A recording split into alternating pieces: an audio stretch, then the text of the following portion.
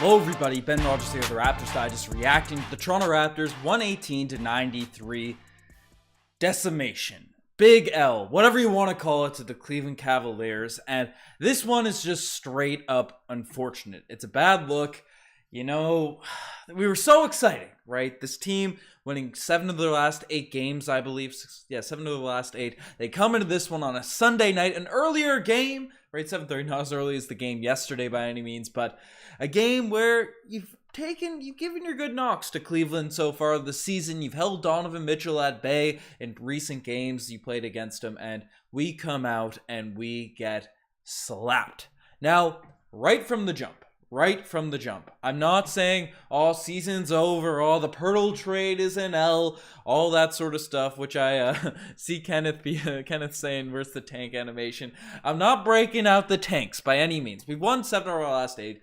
It makes sense to sometimes have just a dud of a night, and tonight was just an embarrassment. It was a bad look, right? It was a bad game. We couldn't hit our shots, and three-point shooting is just a genuine, literal, consistent issue with this team, right? I'm not saying this is just a one-night thing, but the Toronto Raptors got cooked. Like, the shots that the Cleveland Cavaliers were hitting, especially in the first half that got the game rolling and stuff, Donovan Mitchell was absolutely on fire, and especially OG Anunoby guarding him tonight. OG Anunoby, regardless of what you want to say about him, mentally is into it and stuff, you know, with all the trade deadline stuff that went down, right? OG, I've never seen had this bad of a defensive performance, and he was on Mitchell for a large chunk of this game. We've seen him clamp Donovan Mitchell up twice already this season. He's coming back from injury, he's easing his way back into it, and you know, he was the primary matchup on Donovan Mitchell for a lot of those possessions and Mitchell was just hitting some tough shots at times. He was making some great just crossovers and stuff. He was cooking us, and then the fact that we couldn't stay in front of him or let the three-point shots sort of rain down, right, get a hand up on those shots, right, allowed him to sort of get into the lane and feed the balls to other people. So, you know, it's defensively, I think we're going to be better. I think it was an L there, and then we just couldn't make any shots. And then, do you think it was because Fred was not playing? I think Fred would have helped because we need shooting in these games. And tonight, you know, our star boy, Gary Trent Jr., I've been absolutely the highest praise for Gary Trent Jr.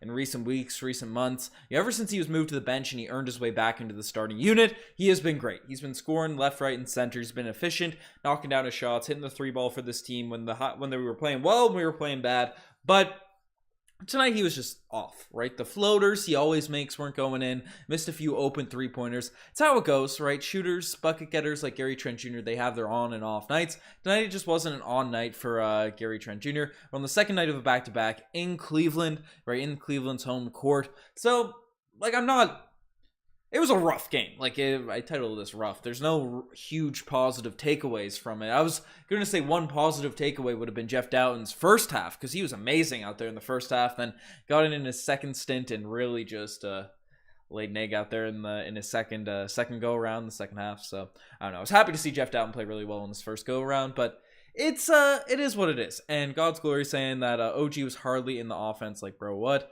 And yeah, that's another thing that defensively just wasn't engaged at all, and that's something extremely rare. He hasn't been great in a couple games back from the wrist injury, but you know, on the offensive end, but he's generally provide decent production on the defensive end. But I don't know, tonight was just not there defensively, and on offense, he's just chilling in the corner. OG's usually used to, regardless of if he's a focal point in the offense or not, right?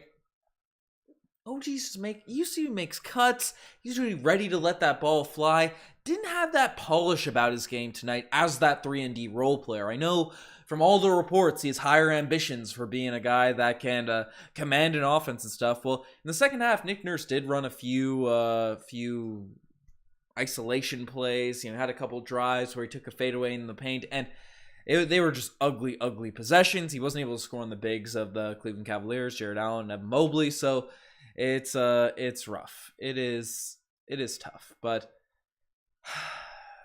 I don't know. I'm not overreacting to it. We have some big games we have to face off. We still are a newish team coming together with the Pirtle acquisition. Honestly, Pirtle's pretty solid in this one. Let's take a look at the box score. Like, Pascal had 25 points. Could have been more efficient. Was taking a lot of shots, but the offense just really, you know, I kind of said the other night, right? Pascal running too many isolations at times. It's rough, and definitely forced some shots in this one, but I'm not going to blame Pascal because literally everyone on this team was off. So I'm not blaming Pascal for taking a lot of shots because he's our best player and should be taking the most shots, and when everyone else is not cooking, probably Pascal Siakam isolation might be our best look. But Jakob Poeltl was the other guy I thought was positive in this game. 13 points, 9 rebounds. Only 27 minutes again for Jakob Poeltl in this game. No fouls in this one, but I know he got thrown in late, which was weird in the fourth quarter. But Jakob Poeltl only getting 27 minutes a night. We need that center out there. Like, play your Bouchers, play your Precious Achiuwas, but they can play more of the 4, heck, even the 3 position. If OG's kind of struggling this much, right, maybe throw those guys, run the big lineups. They're mobile, they're quick. If we have our center out there, we can still run those. I mean, the Cleveland Cavaliers are out there running 2 centers. I don't know why we can't only play Jakob. Jakob should be getting 35 minutes a night. That's the range I think he should be getting. Like 27, that's sort of where he's been at with since he's come to Toronto. I know he's dealt with some foul trouble and stuff, but getting some extra run for Jakob Poeltl I think would be smart. But those 2 guys were pretty solid. But let's take a look at the rest of the box score. Gary, 7 points. Nothing too hot there. 2 of 13. Missed a lot of his open shots. That's just how it goes some nights. OG again was 3 of 7, hit a couple, one nice 3 to close the quarter. Dang, minus 30 for OG. By far the worst plus minus in this game. You know, I think a large part of that was he was just getting absolutely you know, what Siakam did delivers in that Detroit Pistons game wasn't as bad, but Donovan Mitchell was close to doing that to OG on a lot of possessions. So that's tough. But Donovan Mitchell does that. He is elite. But Scotty Barnes, I thought had some moments in this game where he looked good. 12 points, 5 assists, 3 rebounds, 5 of 13 from the field. But there were some moments, especially in the second half, where layups just weren't going in.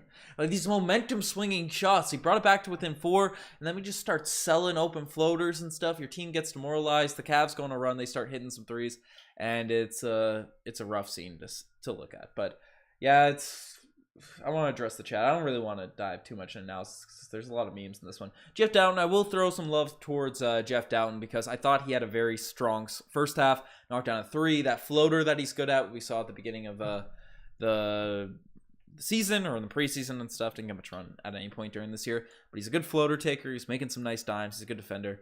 You know, I'm a big fan of Jeff Dowtin. I thought he played a solid, especially first half. I thought he was amazing in the first half.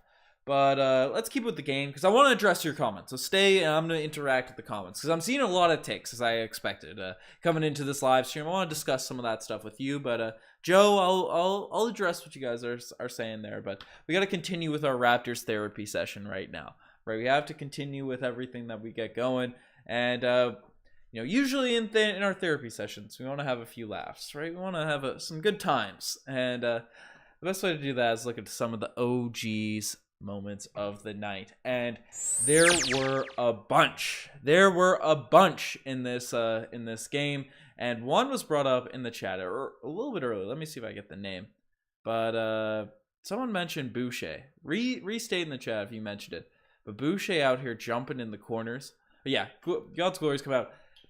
Boucher, you got Ricky Rubio out there in the corner shooting, pump faking on threes, and Boucher's jumping at it like he's in the high jump of the Olympics. You know, I wouldn't be surprised at the way Boucher's closing out to these corners threes. He's, you know, he can't see it on the camera, but he ends up in the 3rd row, right? The 4th row, up in the rafters, right? He is not closing out. He's just trying to get a block shot on these pump fake threes, and it's a wild look. Now, Boucher did have a good game in this one, and Mindful, I believe, is saying that.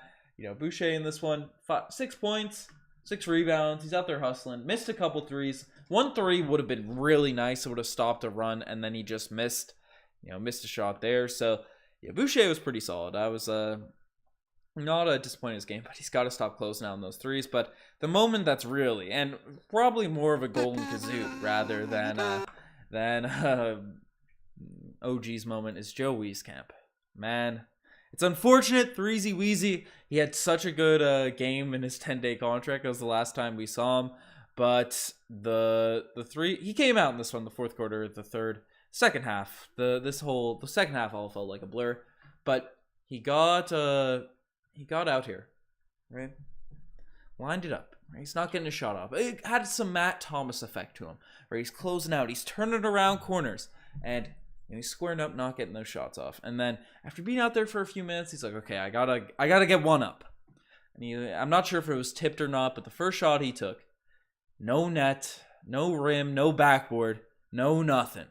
All air for our 3-point sniper we brought in. That was, coming into the game, shooting 75% on the season. Didn't knock down any of his shots there. Or didn't knock down that one, didn't hit the net. And then literally like a possession later, a possession or two after, throws up a 3-ball. And no rim, no net. All side of the backboard. The opposite side of the backboard, I might add. So it's unfortunate. It's unfortunate stuff for Weezy. Obviously, you're a 3-point shooter. You want to knock those things down, right? But you're not going to be on every single night. But you wish in the opportunities you do get, you are able to knock them down. So unfortunate stuff for Joe Wieskamp right there. But yeah, let's see what the chat's saying. We gotta have our Raptors therapy session right now.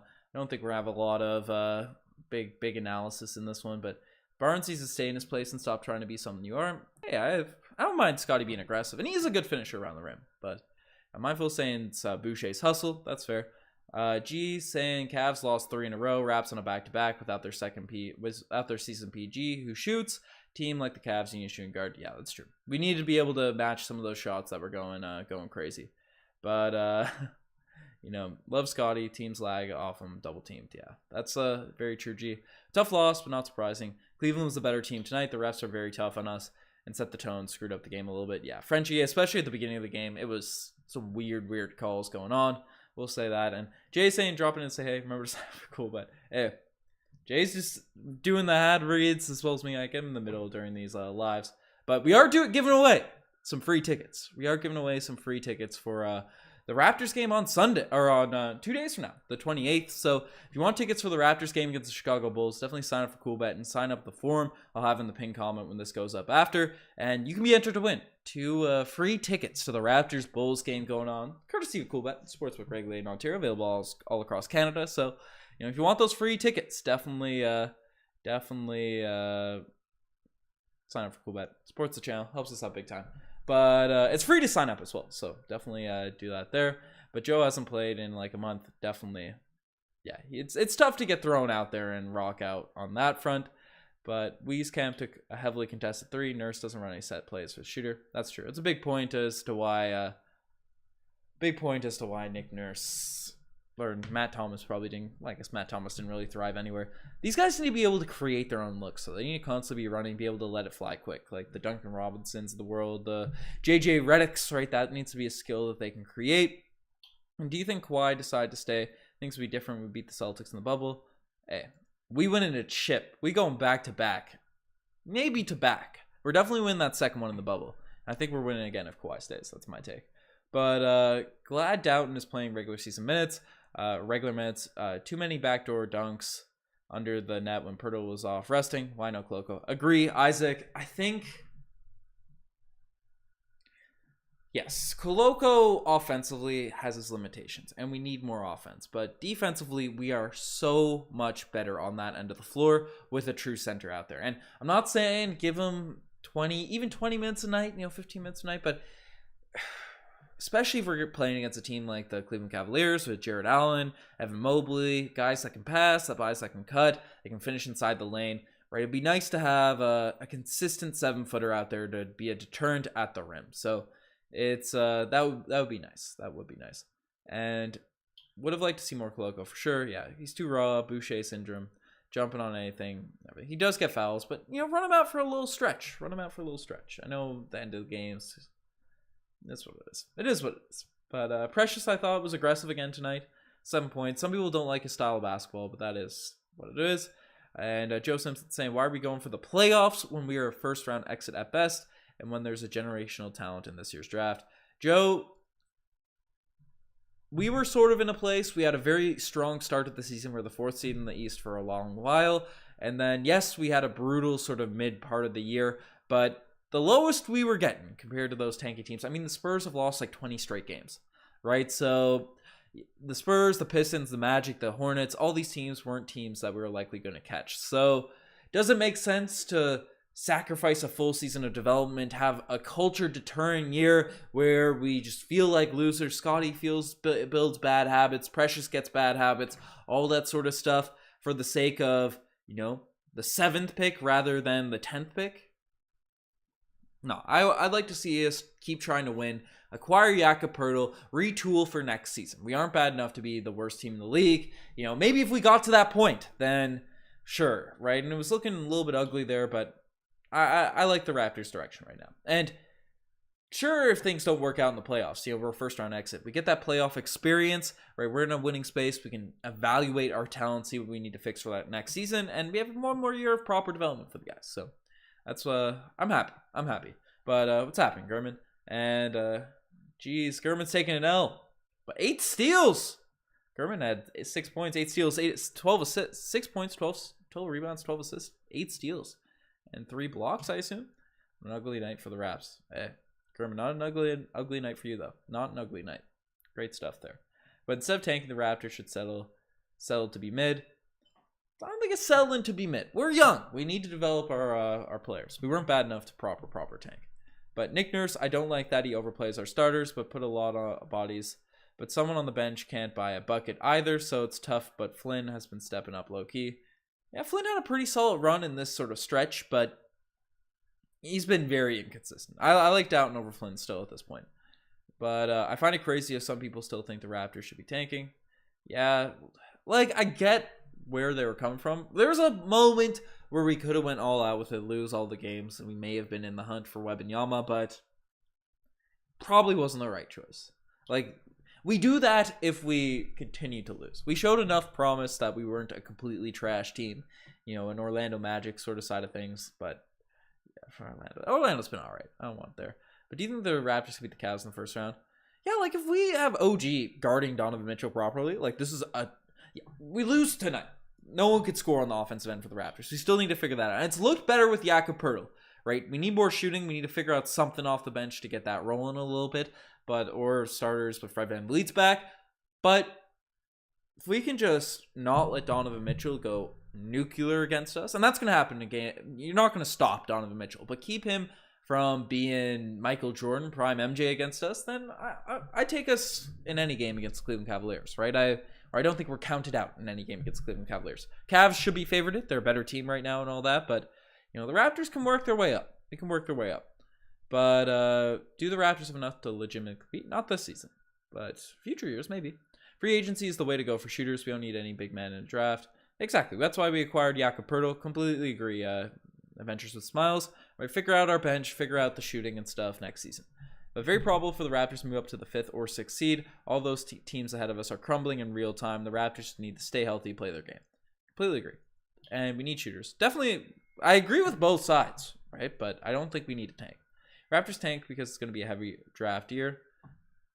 Yeah, but everyone's tanking these days. And with the amount of talent we'd have to really sell off some of our top guys to properly tank. So, need a seasoned shooter off the bench. I agree. But maybe we sign Gurman.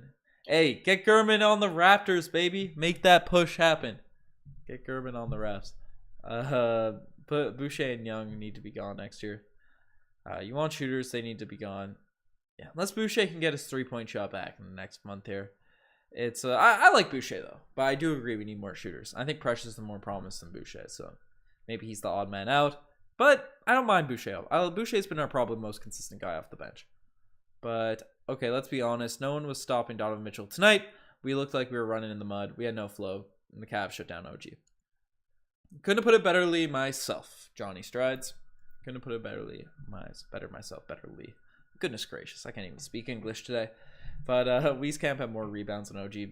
Wieskamp was hustling for some boards. He ripped a couple out of Raptors players' hands, so I will say that. But he's hustling out there. I like it. I respect the grind. But every year, the draft has always been super deep. Yeah, that's true, Donald. Or not Donald.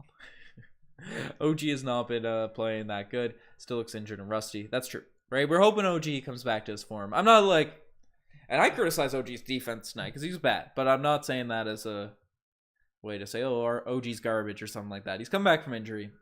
It is what it is. But we should trade OGs for those 3 picks. those picks will be there this summer. Those picks will be there this summer. We want to deal them in the summer, we deal them in the summer. But make that push now. Make that push now. See if we can do something crazy this year. Let's see if we can do something crazy. But weren't those late picks? Yeah, those picks were bad. I wanted some players if we're coming back against this team, especially where we don't have a pick next season. But I'm fortunate that I happened to miss this game tonight. Raj, you are very fortunate. But, man, I missed the 2019 team. I missed the 2020 team. The 2020 team is my favorite team. We should have won the team that year. That's my take. But second night of back-to-back, the Cavs were hungry for a win on their home court. We came to play with no urgency, practically played the same game in Detroit. Got to make a statement next game. Exactly. This big one, right, is going to be against the Chicago Bulls. You get 2 free tickets. Sign up for Cool Bet. Raptors Digest. We'll do that giveaway tomorrow. But, and we got Namehart to save us, so such a good trade. Okay, Adventures with Smiles. I was going to scan over your message. I was speed reading before I could read down YouTube. Don't get me going about the Raptors trading away Reggie Perry. Sad. I'm probably going to throw that in a news video. And peace out, Gurman. Refs put us down by 15 in the first 5 minutes. All uphill from there. Sure. Yeah, the refs in the first quarter were wild. We should have still came back, but it was rough. 2020 was good too, but our offense was nowhere near as good as the 2019 team. Yeah, I agree.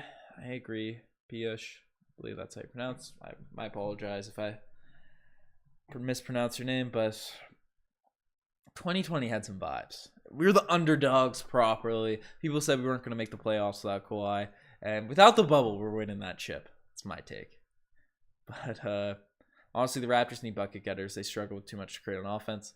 Surprised no one's brought this up. I thought a lot of people would be talking about how we didn't trade for Donovan Mitchell and should have traded OG and Gary for Donovan. Probably. If I'm being honest, we probably should have. But I'm happy with OG. I'm happy for it. For whatever. And Cavs got destroyed by the Hawks. The new NBA with teams living and dying by the 3. Have blowout wins and losses. True. That's why we need a few more shooters on this squad. But I'll save that rant. I'll save that rant for a video of Adventures with Smiles.